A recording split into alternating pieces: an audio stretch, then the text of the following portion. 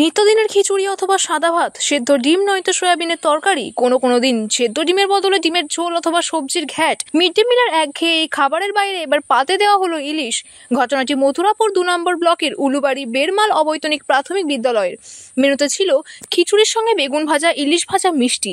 এই নিয়ে স্কুলের এক ছাত্রী অনুশ্রী বৈদ্য জানিয়েছেন, এই ইলিশ পেয়ে খুবই খুশি সে। মিড ডে মিলের খাবারে এমন জিনিস থাকায় সকলেই খুব আনন্দিত।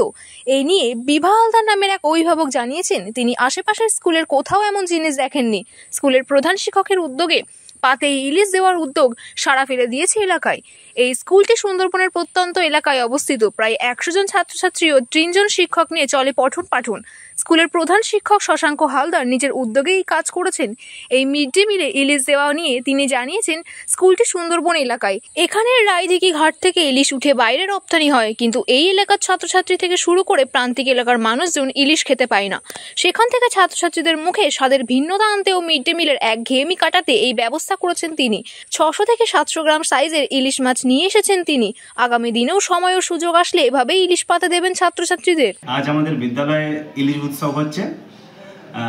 এর উদ্দেশ্য হচ্ছে যে আমাদের রায়দিঘি ইলিশের জন্য বিখ্যাত।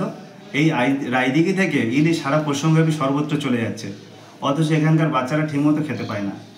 বিশেষ করে আমাদের বিদ্যালয়ে যে সমস্ত ছাত্রছাত্রী, তারা বেশিরভাগ জন গরিব পরিবার থেকে এসেছে, তো তাদের পরিবারে ইলিশ কেনার সামর্থ্য তেমন নেই।